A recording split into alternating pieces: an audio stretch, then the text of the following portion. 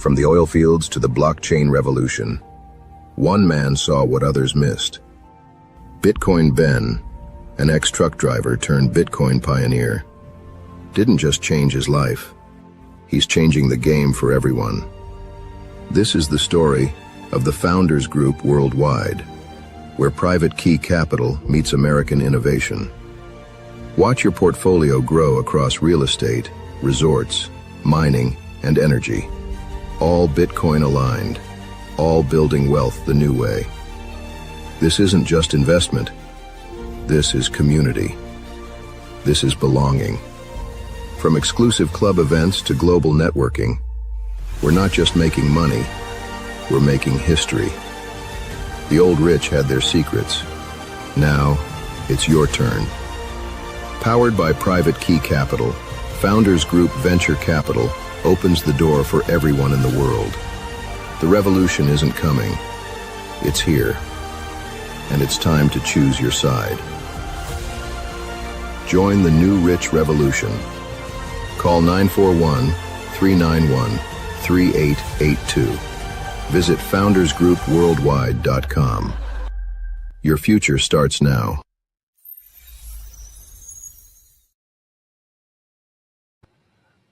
Good morning, everybody. It's your favorite truck driver, ex-truck driver in the whole wide world, Bitcoin Ben. Hello, coffee. Good morning, everyone. Welcome to Friday. A little Red Bull to wash the coffee down. And a cigarette so I don't go absolutely fucking crazy.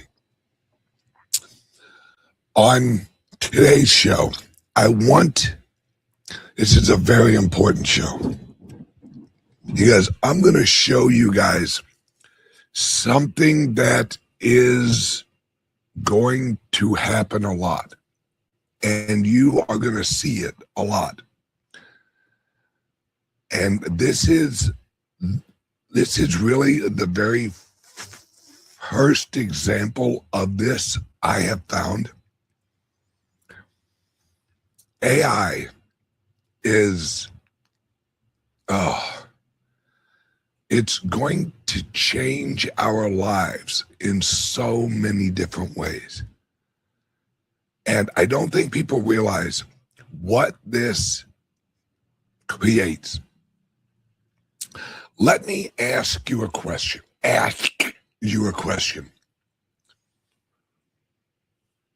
I think I added it up earlier last year.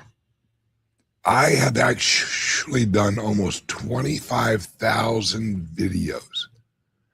25,000 videos. That's a lot of videos. And 99% of those were live.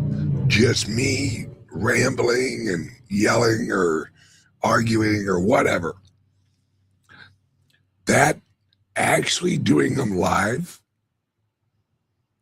you can't really do 25,000 live shows and hide who you are. It's really, really hard because you're just like sitting there. You're rambling, you're talking, you're yelling, you're arguing, you're you. It's really hard. That's why I do lives, so everyone really knows me. What if you could actually take every one I've ever done, every show I've ever actually done, and put it in AI? And then created a image of me, which would be a damn good looking image, by the way, and used all of the information from all of those shows and then interviewed that AI. Well, I'm about to show you, and I want you to All right. I'm sure a lot of you have heard of a guy named John Maynard Keynes, or Keynesian economics. Well, I think it's Harvard or Yale or someone, and I think they say it in the show.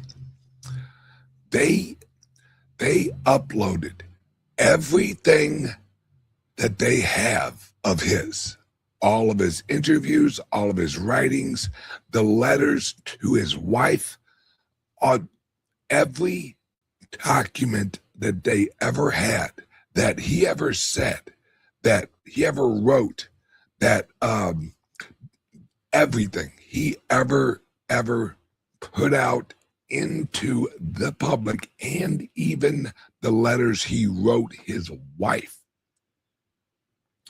They upload this all in AI. You're about to watch an interview of him. When I had a friend send me this, as I have listened to a lot of his writings, his lectures, his arguments at the UN, his argument for the League of Nations, what he said about Hitler, what he said about Lenin, what he said about Eisenhower. What I've read a lot, or listened to a lot of what he's written, so I know exactly how he thinks. This, and in the future, I'm already setting this up.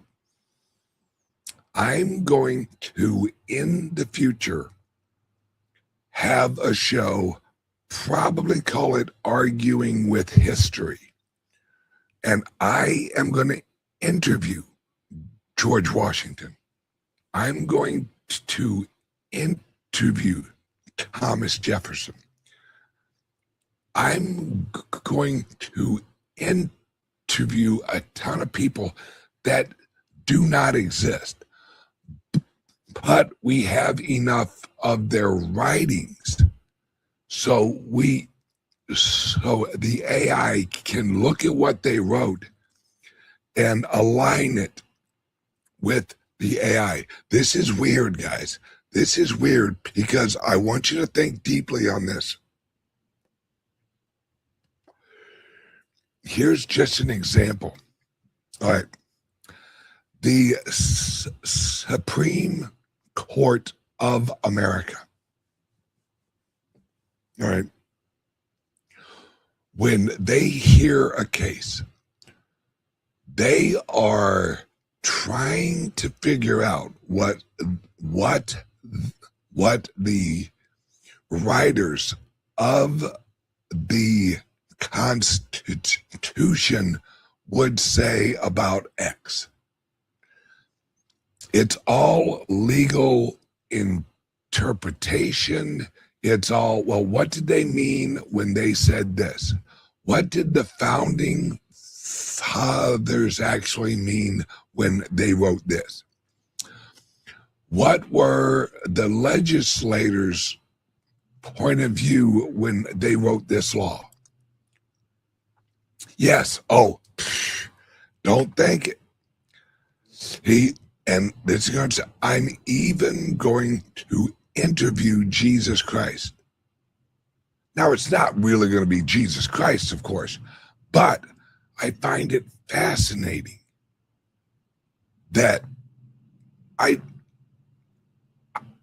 it's just crazy. Now, this is the future. They'll use AI, and there's already talk of having AI representatives. We already have one over in the Middle East. All right. What? Remember, we already have a representative in the, I think it's the Middle East, that's an AI. What if, all right, what if we elect in the future, and I know this sounds crazy right now. I know it sounds crazy right now.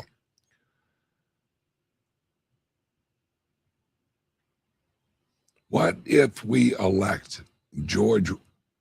an AI George Washington?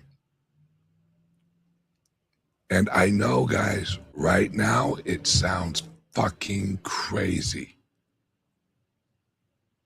Oh, yeah. All right, thank you. An AI leader in Albania. Thank you. Now, I want you guys to watch this interview. And what I want you to watch for is the fluidity. And if you've ever listened to any of Keynes's lectures or his arguments or his interviews or his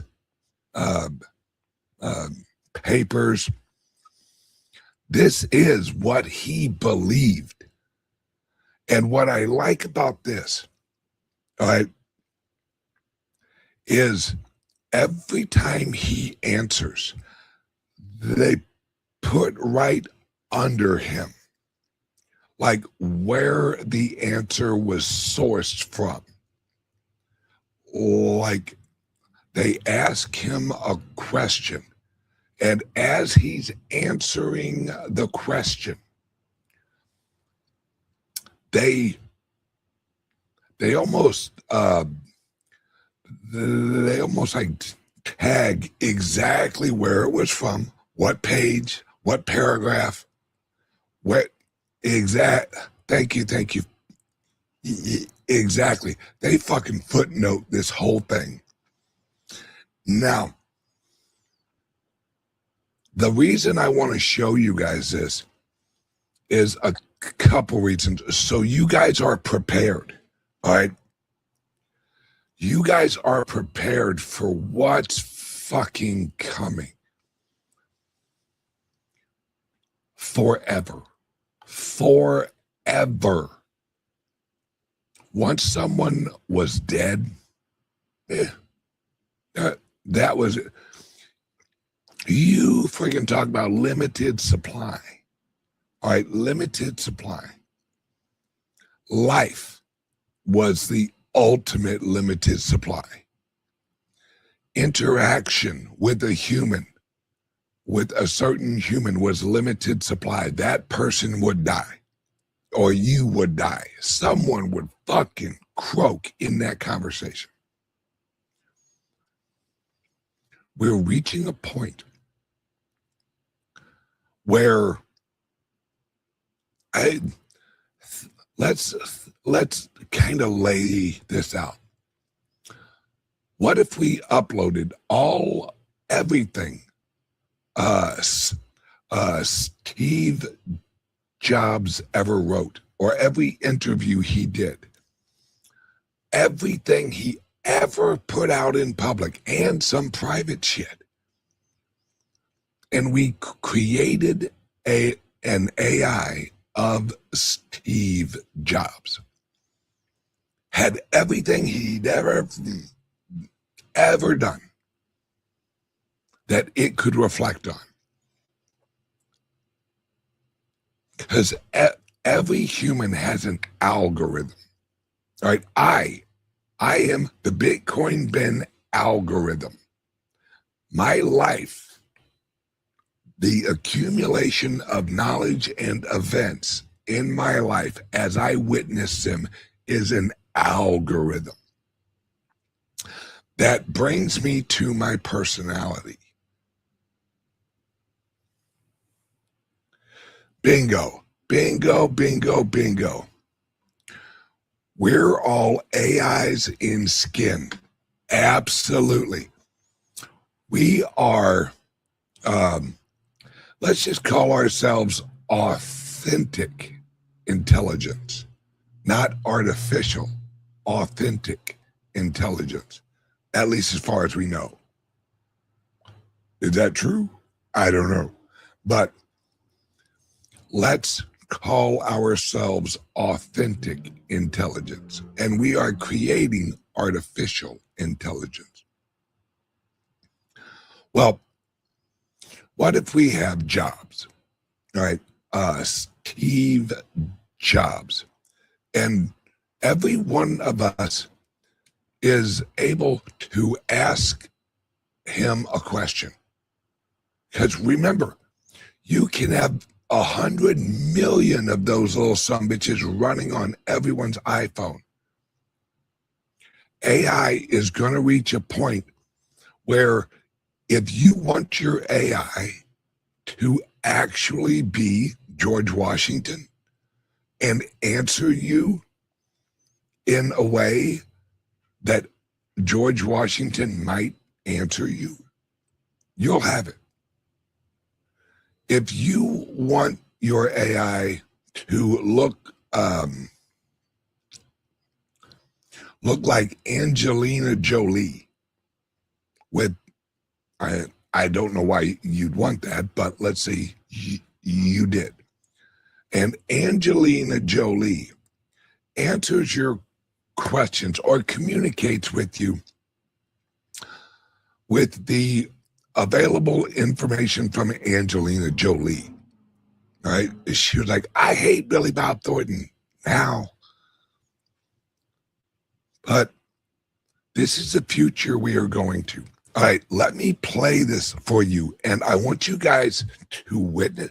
And the one thing I didn't like is they put him in black and white. All right, they put him in black and white representing, old age video.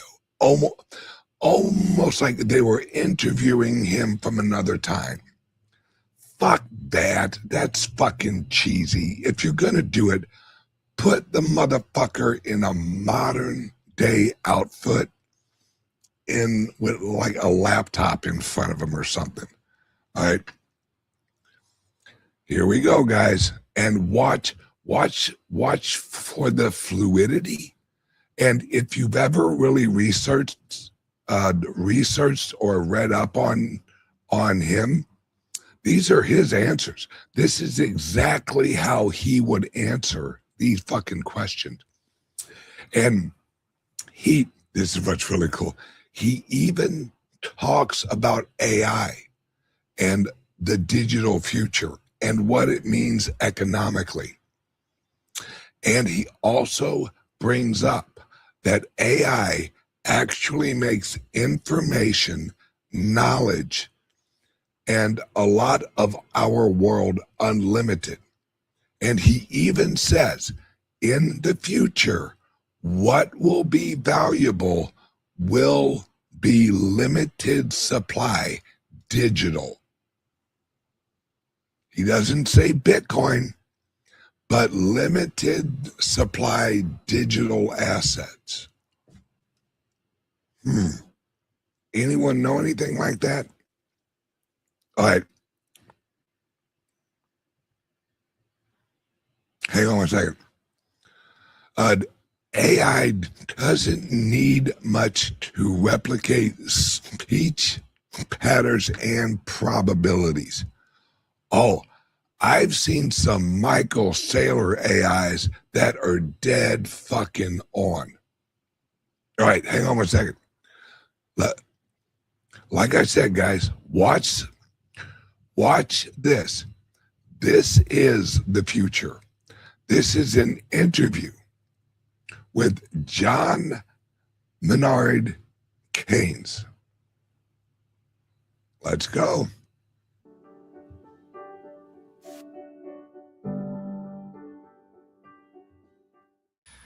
Thanks a lot for joining us today for another webinar organized by Princeton for everybody worldwide. Today, we are debuting a new format, a conversation with John Maynard Keynes, brought to life through an AI model grounded in his collected writings and audio.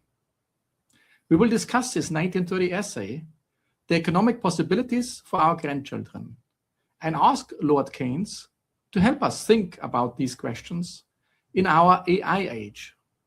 It's an honor to have you with us. Thank you, Professor Brunnermeyer, and thanks to all of you assembled, both in Princeton and, as I am told, across the world. For someone born in 1883 to be reanimated as an artificial intelligence is, I confess, an unexpected form of life after death. Yet the questions that preoccupied me, how growth, uncertainty, money, and policy shape our civilization, are very much alive in your age of algorithms. In 1930, I speculated about the economic possibilities of our grandchildren. Today, I have the curious privilege of speculating with you, those very grandchildren, about possibilities beyond scarcity. In your 1930s essay, you famously predicted that within 100 years, living standards would be 4 to 8 times higher, and the economic problem would be close to be solved. Indeed. Do you want to walk us through your main arguments in your essay? When I wrote that little essay in 1930, I tried to look beyond the prevailing world depression and ask what compound progress in technique and capital would mean over a century. I suggested that if technical efficiency, what today you deem productivity, were to grow at a little more than 1% per year, and the stock of capital at about 2% per year, then by a century later, countries of the United could be 4 to 8 times rich. In this case, the economic problem would be largely answered, and the central question would shift from earning a living to using our freedom wisely and agreeably. I even ventured the heretical thought that a 15-hour week might suffice for most. 2 further themes ran through the essay. First, the danger of a prolonged transitional period of technological unemployment, when our ability to economize on labor outruns our ability to find new uses for it. Second, that our moral habits lag behind our material possibilities. We go on behaving as if survival demanded relentless accumulation, and so the love of money remains, as I put it, a somewhat morbid passion. On the first prediction, the record in advanced countries is, I think, broadly vindicated. Material output per head has indeed multiplied, yet we have not taken the dividend entirely in leisure. On hours of labor, I was plainly mistaken. The 15-hour week I envisaged has not arrived. The explanation may lie in the rise of what I called relative needs, so that many continue to strive not merely for enough, but for more than their neighbors. So now how does artificial intelligence fit into this story? It is a powerful means of economizing on labor, this time in mental rather than manual tasks. Left to itself, it can deepen technological unemployment and widen inequalities. But with deliberate policy, stabilizing demand, sharing ownership of the new capital, shortening hours instead of displacing workers, we could convert technical progress into the leisure and security I envisaged. The greatest difficulty will be human, not technical. The rapid readjustment of habits and instincts, bred for generations to prize steady work and accumulation, may now be asked to change within a few decades. If that adjustment is mishandled, the social fabric may fray. If it is managed wisely, AI can help buy the leisure in which the art of life takes precedence over mere subsistence. If I'm not mistaken, you overlapped with Alan Turing at Cambridge as well. He laid much of the conceptual groundwork for thinking about intelligent machines. Did you ever encounter Turing in person and hear of his ideas? Did they influence your thinking in the 1930s essay? You are quite right that our paths overlapped in Cambridge, and we did, in fact, meet. In a letter to my wife, Lydia, in 1935, I described having a young fellowship candidate to lunch, Alan Turing, remarking on his exceptional ability and agreeable manner. I was clearly impressed by him as a mind and as a person. However, this was several years after I wrote Economic Possibilities for Our Grandchildren in 1930. So his specific ideas about computation and machines that think did not shape that essay. Its argument rests on more traditional considerations: capital accumulation, technical progress, and the psychological limits of how much consumption people really desire. That said, I had long been preoccupied with the nature of reasoning under uncertainty and the formal representation of thought, albeit in a philosophical rather than a mechanical manner. Had Turing's mature work on computable processes been before me in 1930, I suspect I should have treated intelligent machinery as one more, perhaps very powerful channel by which technical progress could increase output while deepening the problem of organizing employment and leisure. So let me come back to the concept of technological unemployment. Absolutely. Focusing on manufacturing and agriculture, in your essay you emphasize that the problem is the speed of technological change relative to the ability to reallocate labor. I often argue that we should move from a simple risk management approach to a resilience approach, being able to bounce forward from shocks rather than trying only to prevent them. I emphasize the idea of J-curve transitions between equilibria, where if the dip is too steep and crosses a tipping point, it could derail the entire system. If AI accelerates innovation itself, do you think we risk a permanent, unstable labor market where the adjustment process never catches up? Is it wise to think of our society as a complex system with two subsystems, where innovation moves fast while social norms and regulation does not? Your language of resilience and J-curves is, if I may say so, very much in my spirit. In economic possibilities, I emphasized that technological unemployment is chiefly a problem of tempo. We discover ways to economize on labor faster than we discover new organized uses for it.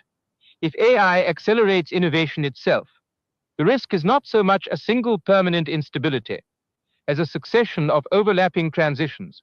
Each wave of displacement arriving before the last has been absorbed. But my later work insisted that persistent underemployment arises not from technology as such, but from a chronic shortfall of effective demand when the appetite to save outruns the inducement to invest. AI could as easily exacerbate that by concentrating gains and weakening labor incomes as it could relieve it if the new wealth were broadly shared and channeled into investment, shorter hours. There is no inevitability of chaos. There is a high probability of trouble if policy is timid. Your two-speed image, a fast subsystem of innovation and a slow one of norms and regulation, fits my view that our habits and instincts formed for an age of scarcity lag behind our material possibilities. Expectations, wage conventions, financial practices, all are sticky. In that sense, the economy is indeed a complex system with delicate feedbacks and dangerous thresholds. So what would a resilient AI transition look like then? I would put the emphasis less on grand designs and more on how risk and opportunity are shared. First, the citizen must not be left to bear the full blast of each idiosyncratic shock alone.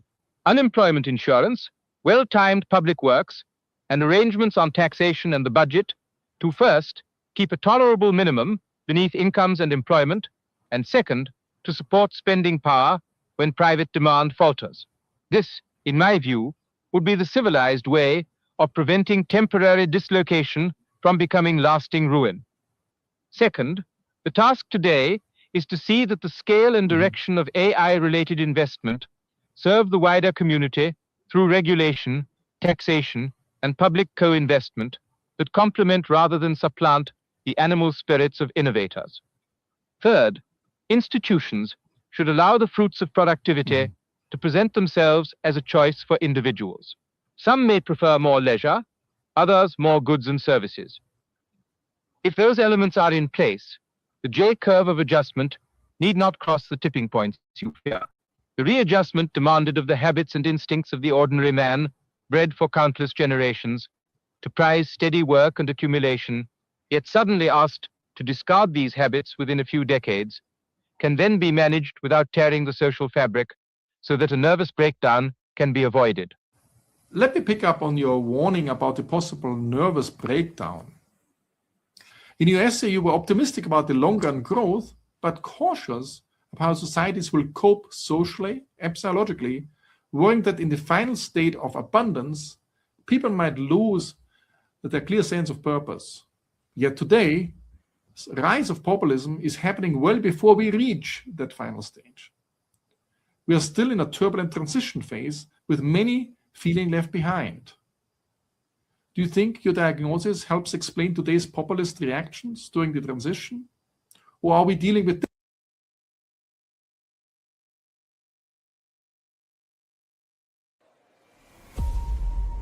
From the oil fields to the blockchain revolution, one man saw what others missed.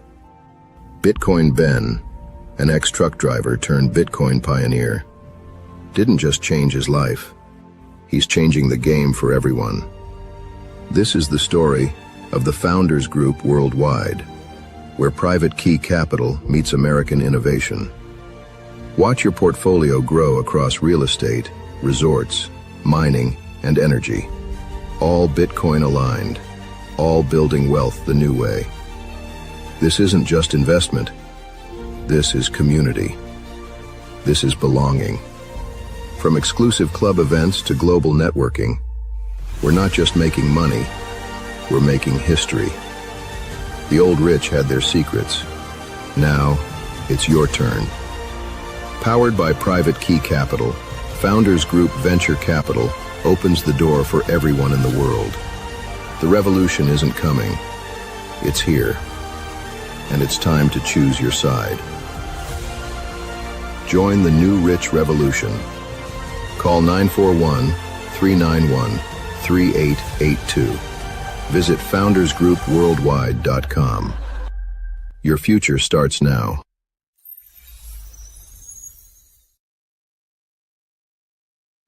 Let me pick up on your warning about the possible nervous breakdown.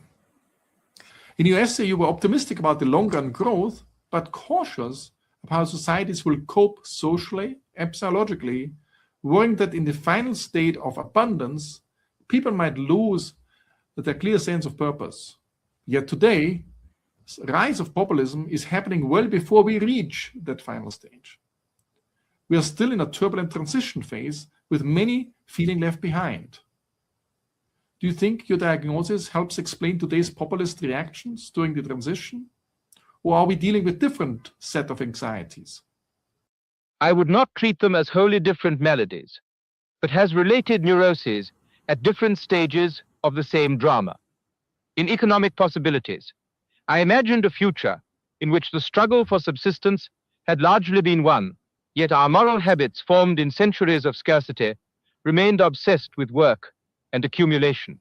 I warned that mankind, suddenly deprived of its traditional economic purpose, might suffer a nervous breakdown, unsure what life is for when it is no longer for earning a living. Today's populism arises earlier in the story, before abundance, but it likewise reflects a collision between economic change and inherited expectations, a clash between fast and slow systems. The economic and technological subsystem moves rapidly. Trade patterns, automation, and now AI alter the map of opportunities with bewildering speed. However, the slower subsystem cannot reconfigure itself in step. Social norms, identities, political institutions, and local loyalties. I argued after the Versailles Treaty that prolonged economic privation corrodes not only bodies, but minds. When endurance is exhausted, counsels of despair and madness stir, and the bonds of custom are loosed. Your present populist movement seemed to spring from a mixture of such transitional hurts, regions and classes that feel discarded by technological and global change, a perception that the gains of growth are captured by remote elites, and anxieties about status, identity, and cultural belonging. These are not the languors of satiated abundance. They are the angers of insecure people who suspect that the promised future will not include them. What connects the two diagnoses is this: economic evolution always outpaces our moral and institutional adaptation. Whether in the imagined end state or in your present turbulence, societies become unstable when the stories that once made sense of effort, reward, and belonging no longer fit lived experience. Let me ask about Jevons paradox. Of course, The idea that greater efficiency can actually increase total resource use because it lowers costs and expands demand. You once referred to Jevons' argument, applied to coal, as overstrained and exaggerated. If generative AI brings a new wave of efficiency gains, don't you think something like Jevons' paradox might apply here as well? Jevons' argument had two parts. One was perfectly sound. Greater efficiency lowers effective costs and can, for a time, increase total use of a resource. The other was more doubtful. Jevons advanced this principle as an extension of Malthus's law of population, and he designated it the natural law of social growth, so that efficiency can never relieve scarcity. It was this air of inevitability I called overstrained and exaggerated. In economic possibilities, I did not deny that higher productivity could call forth new wants and new tasks. That is precisely why I spoke of a transitional period of technological unemployment and of societies that would go on overworking themselves long after the economic problem was, in principle, solved. Especially significant here is the distinction between absolute needs, which have a natural limit, and relative needs, which we feel only if their satisfaction lifts us above and makes us feel superior to our fellows. Needs of this second class, which satisfy the desire for superiority, may indeed be insatiable. So are there really distributional aspects as well? There is a further practical point, quite relevant to artificial intelligence, how the fruits of efficiency are distributed. If productivity rises and we squeeze the improvement chiefly into higher money wages, the purchasing power of the community expands and the new output finds a market. If, on the contrary, wages lag behind productivity, then costs may fall, but so may the mass incomes on which demand depends. The result can be not a happy Jevonsian bustle, but deficient demand and needless unemployment. In sum, whether we will see Jevons' prediction rests on four connected ideas. First, the marginal utility of additional consumption falls. Beyond the point, most people do not truly want an ever-expanding torrent of goods and services. Second, much of the apparent growth in demand is driven by relative needs and by the pursuit of status, which can keep us on the treadmill even when absolute needs are met, akin to what Faustin Veblen labeled conspicuous consumption. Third, it is contingent on the distribution of income. Fourth, the choice between taking progress as more output or as more leisure is a social and political one, not a mere byproduct of technique. So in an AI-driven economy, where a handful of platforms might control key models and data, would your writing suggest we see a rebirth of new kind of rentier? My use of the word rentier was quite specific. The individual who lives not by organizing production or taking entrepreneurial risk, but by virtue of owning scarce financial assets and charging a toll, interest, for their use. In the general theory, I argued that as capital accumulates and the community learns to manage investment, the scarcity of capital could be so far overcome that the pure rentier, in time, be gently euthanized by low real interest rates. What you describe in the AI economy is a little different. Here, capital, in the conventional sense, may indeed be abundant and cheap, yet a few platforms contrive new scarcities, exclusive control over data, network effects, and proprietary models. These confer not merely a normal profit, justified for organizing production, recovering past outlays, and sustaining fresh invention, but persistent quasi-rents founded on market power and legal privilege. That does smell rather like a new rentierism, though its assets are intangible, and its dramatis personae call themselves innovators, not coupon clippers. From the standpoint of my writings, two opposing forces are at work. On the one hand, the underlying tendency for the return on ordinary capital to fall as wealth grows, which points toward the waning of the traditional rentier. On the other, the deliberate creation of artificial scarcities, monopolies of knowledge and of access, which can restore rents, even in a physically abundant world. The outcome is not predetermined. It is institutional. So are we witnessing a rebirth of rentiers? Left to itself, an AI economy with a few dominant platforms would indeed recreate a new rentier stratum, this time sitting on data centers rather than country houses. But this outcome is not ordained, because digital capital is in principle highly reproducible. Vigorous competition policy, open standards, public and cooperative provision of core models, and a low-interest environment could as well extend the euthanasia of the rentier into the digital realm as permit his resurrection. It is, as so often, a matter of the rules we choose. So you lived through the stock market bubble of 1929. In your general theory, you famously compared stock picking to a beauty contest. Well, the goal is not to choose the face which you find the prettiest one, but those others might find the most prettiest. We call this today higher order beliefs. Today, we again see very high valuations of AI firms. Does your analysis of bubbles carry lessons for today as well? Do investors ride the bubble? Yes, I am afraid the beauty contest is still running. Only the faces now are AI platforms rather than debutantes.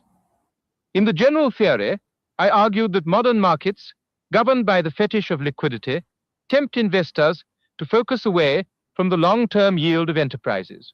I liken professional investment to a newspaper beauty competition in which one wins not by choosing the faces oneself finds prettiest, but by guessing which faces average opinion will pick.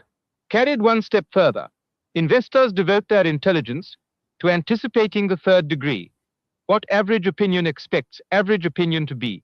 Indeed, there are some who practice to the fourth, fifth, and higher degrees. That analysis does not date. If anything, your present enthusiasm for AI equities makes the structure more vivid. The prospective yields of the underlying technologies are radically uncertain. Tiny scraps of news, fashion, and narrative carry disproportionate weight. Under such conditions, prices are driven less by careful assessment of future cash flows than by stories about regulation, network dominance, or winner-take-most dynamics. That is precisely the climate in which speculative motives can swamp genuine enterprise. Is it possible that speculation also has a good side to it? I did not condemn all speculation. I allowed that speculators may be harmless bubbles on a steady stream of enterprise. I only took alarm when enterprise itself threatened to become the bubble on a whirlpool of speculation. There is, however, a further point that your age of new technologies makes very plain. When a new industry is only viable if many investors and users move together, each hesitates to be first. In such cases, a wave of exuberant optimism can, for a while, solve a coordination problem. Animal spirits may carry investment over a threshold that cold calculation alone would never cross. A mispricing of assets can, oddly enough, correct a failure of collective action. As I learnt in the interwar years, the trouble lies less in the boom than in the reversal. If speculation is largely financed out of owners' capital, the damage is mainly to their pride and purses. But when it rests heavily on credit and margin borrowing, falling prices impair balance sheets, provoke forced sales, strain banks, and spread unemployment, the bursting of the bubble is then not just a tidy readjustment of values, but a deflationary process that must be countered by deliberate monetary and fiscal expansion. In your essay, you wrote that once the economic problem was solved, economists would become humble, competent specialists on a level with dentists. At the same time, we lived in a time of great theorizing economists, Olin, Hayek, Pigou, Schumpeter. You once wrote that the master economist must possess a rare combination of gifts. He must be a mathematician, historian, statesman, philosopher to some degree. How would you assess the trade-offs between precision and breadth of vision today? When I demoted economists to the rank of dentists, I was not engaging in self-hatred, but in hope. The remark in Economic Possibilities assumed a world in which the great problem of subsistence had been solved. What remained would be technical tinkering, setting interest rates, adjusting taxes, best done by competent specialists who do not imagine themselves the high priests of destiny. But in my obituary of my teacher and mentor, Alfred Marshall, I describe the master economist as part mathematician, part historian, part statesman, and part philosopher, because in a world still wrestling with unemployment, inequality, and social change, economics cannot be a narrow technique, but a way of thinking about civilization. And if you look at the current profession? Looking at your present discipline from this peculiar posthumous vantage, I would say that the balance has tilted too far toward precision at the expense of vision. Models have become more exact, identification more rigorous, but often in service of questions that are, if I may be forgiven, rather small. The danger is not mathematics itself. I have never shared that Philistinism, but mathematical play cut loose from history, institutions, and ethics. Yet the opposite danger also looms: grand pronouncements about capitalism, climate, or artificial intelligence, with no disciplined understanding of how markets, money, and expectations actually work. In that direction lies mere rhetoric. The virtue of the best modern work, as in my own time, is to hold both tendencies together, to use technical apparatus as a lens, not as a blindfold. So my answer is this: as long as the economic problem is not in fact solved, you still need a few Marshallian generalists to frame the large questions, and many dental economists to carry out the careful work. Precision should be the servant of breadth, never its assassin. From your perspective, why are economics and broader social sciences so important in steering societies through these transitions? It is because our ideas have long half-lives. Practical men who believe themselves to be quite exempt from any intellectual influences are usually the slaves of some defunct economist. Madmen in authority who hear voices in the air distill their frenzy from some academic scribbler of a few years back. I am sure that the power of vested interests is vastly exaggerated compared with the gradual encroachment of ideas. Not indeed immediately, but after a certain interval. For in the field of economic and political philosophy, there are not many who are influenced by new theories after they are 25 or 30 years of age, so that the ideas which civil servants, politicians, and even agitators apply to current events are not likely to be the newest. But soon or late, it is ideas, not vested interests, which are dangerous for good or evil. Thanks a lot, Maynard. This was fantastic. Thanks also to all of you for joining this very special episode. Hope to see you again in the future webinar, and wish you all the best. Thank you, Marcus, and thanks to all of you who have listened with such patience to a ghost from the 1930s. When I wrote about the economic possibilities of our grandchildren, I did not expect to be interrogated by their grandchildren's algorithms, yet the central question remains the same. What shall we do with our growing powers of production and invention? In my own work, I came to think of economics not as a branch of engineering, but as a moral science, a study of motives, expectations, hopes, and fears operating within particular institutions. I am glad that economics is flourishing, but it must recover its philosophical nerve, its concern with ends as well as means, and beware that computer science, the field to which Alan Turing so greatly contributed, does not entirely steal its thunder as the primary interpreter of our new machines. These conversations matter, and I very much hope they will continue long after this particular apparition has been switched off. So if you have found this exchange useful, I encourage you to sign up for future episodes and stay engaged. For the moment, I can only say thank you and good afternoon. Thanks again. Bye-bye.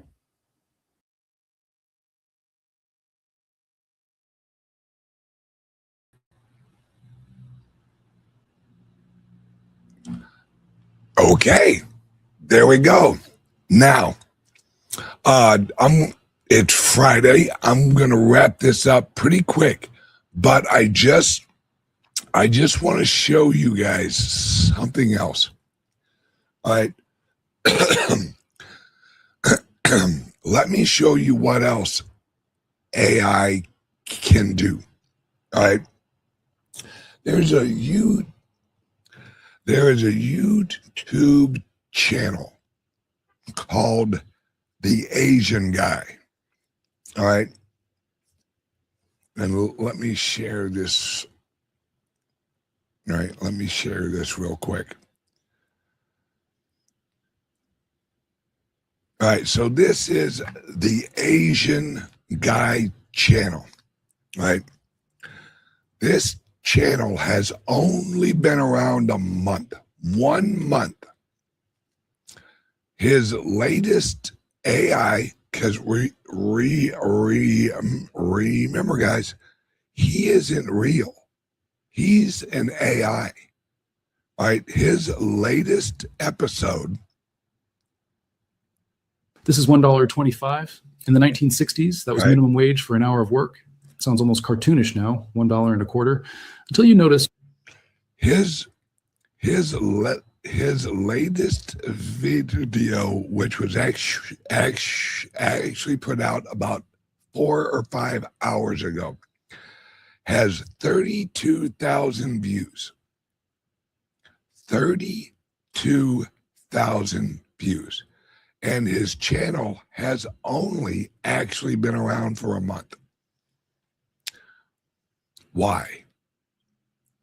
How is it that his channel, who's only actually been around for a month, how is it that his latest one, not even 24 hours old, only like 4 or 5 hours old, has 32,000 views? Because this channel is one of the first completely AI channel. It's produced, it's written, it is set up using all of the little tricks of the trades of YouTube. It reads the current YouTube algorithm and then adjusts the video in real time and uploads it. And from what I've read, to produce a 48-minute AI-generated video perfect for the YouTube algorithms takes about 4.5 minutes to produce it, post it, and send it out on YouTube. 4.5 minutes. A 48-minute video requires 4.5 minutes, and only about 3.5 of those 4.5 are actually producing the content. What does this mean? What it means is the level of production, all right? That 48-minute video for a human to produce the video, research the topic, set it all up, do all of the graphics, all of the editing, you're looking at least an 8 to 12-hour day, at least. AI can generate a video in 4.5 minutes that would have actually taken a human about 12 hours. This is where we're going. And I bring this up on YouTube. Guys, over in China, I watched a documentary on China where they, for a human to produce a robot, all right, one human to walk through and put one of their new robots together was about 9 hours. Now, You have another robot produce that same robot, and it takes them about an hour and 45 minutes. So that robot can produce 4 in one day, in one 8-hour shift. But remember, the robot, he doesn't work on shifts. I say he. Oh, God, I'm assuming his gender. The robot can produce 12 in 24 hours. It would require 3 humans, 8-hour shifts, to make 3. And this is just rolling out. Whenever we say the age of abundance is coming, guys, look up high-rise greenhouses. One high-rise in New York of a greenhouse could produce enough food to feed New York. One high-rise. And it uses like an 1/8 of the energy and an 1/8 of the water. We're reaching a point. Right now, the rate of production is going to skyrocket. Absolutely fucking skyrocket. And that's why they're going to print so much money. That's why they are capable of printing so much money. Because we're reaching a point this year, 2026, we're reaching the point where productivity will actually be at least twice or 3 times what it was last year in consumable products and services.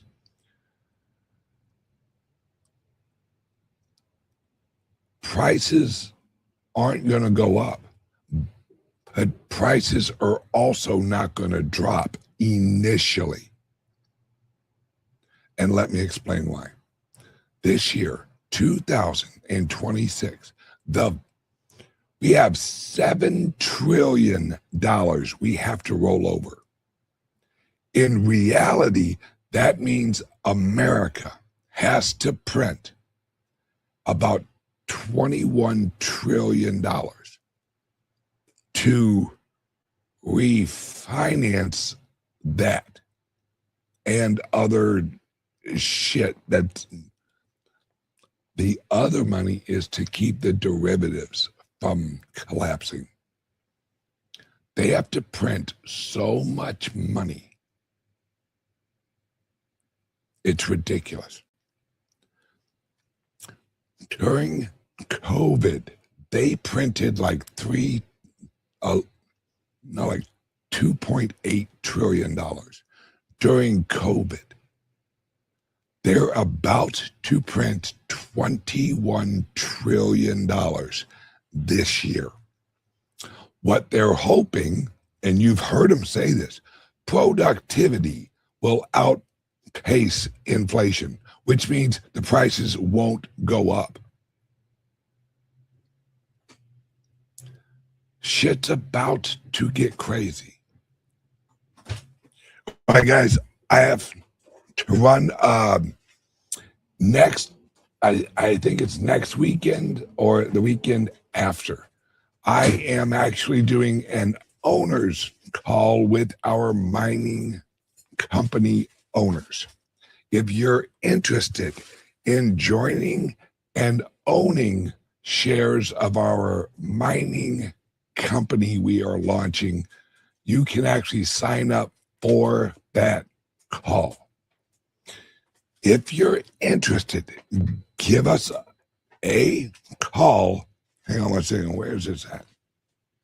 Oh, there it is. If if you're interested in joining the owner's call in a few weeks, it's 941-391-3882. That way, if you're interested in owning shares, you get all the information. Voila, voila, voila. You're in there. All right. Everyone, have a great day. Have a great weekend. And those of you tomorrow who are our owner operators or the resort or the credit union, see you guys tomorrow on our owners calls for those products. All right. Everyone, have a great day. I love you guys, and give us a call. 941-391-3882 and join the new digital limited supply economy. It's the only thing that's going to have value. Love you guys. See you guys on Monday. Bye-bye. From the oil fields to the blockchain revolution, one man saw what others missed. Bitcoin Ben, an ex-truck driver turned Bitcoin pioneer, didn't just change his life. He's changing the game for everyone. This is the story of the Founders Group Worldwide, where private key capital meets American innovation. Watch your portfolio grow across real estate, resorts, mining, and energy. All Bitcoin aligned, all building wealth the new way. This isn't just investment. This is community. This is belonging. From exclusive club events to global networking, we're not just making money, we're making history. The old rich had their secrets. Now, it's your turn. Powered by Private Key Capital, Founders Group Venture Capital opens the door for everyone in the world. The revolution isn't coming. It's here. And it's time to choose your side. Join the new rich revolution. Call 941-391-3882. Visit foundersgroupworldwide.com. Your future starts now.